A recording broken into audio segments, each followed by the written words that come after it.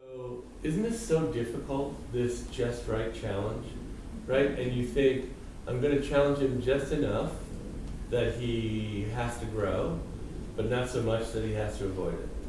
And when a kid has a pretty thin zone for that, it's really difficult. And sometimes you can keep him engaged.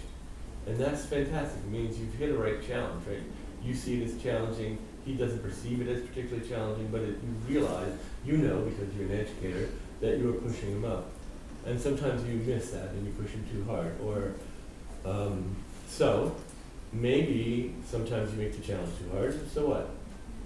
Sometimes maybe you're not paying attention to the fact that while it looks like this, I think I'm challenging him cognitively.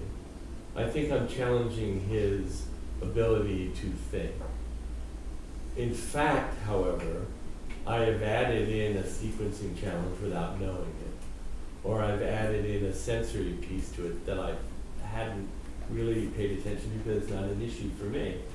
So actually what I've done is I've added 3 challenges on top of this kid and he says, nope.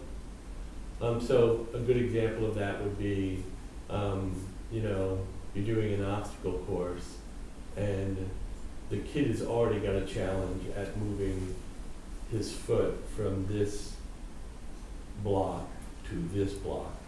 But then you've also asked him a question. And so now you've doubled up the challenge. And then you've also suggested that he interact with a peer.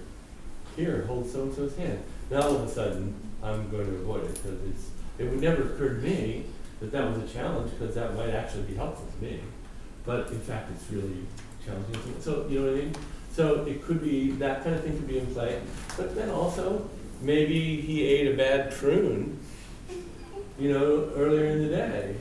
And he's thinking about his bowels. Or maybe, you know, mommy bought the milk at the wrong place and it doesn't taste the same as the milk from the place he likes, so he couldn't eat his cereal.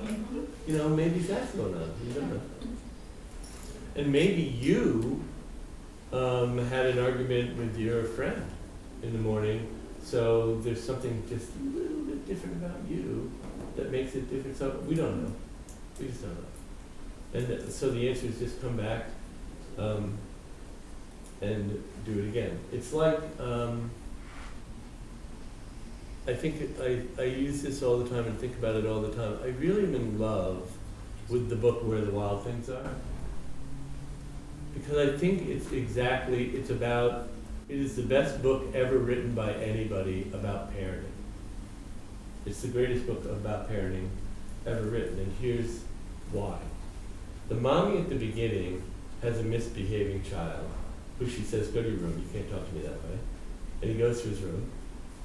And then when he comes back from his nap, where he's visited the kingdom of the wild things, his dinner's there and it's still warm. And that's, I want to cry. That's what parenting is, and that's what your job is too.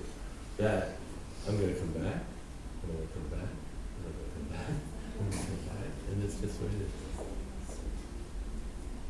And it's still warm.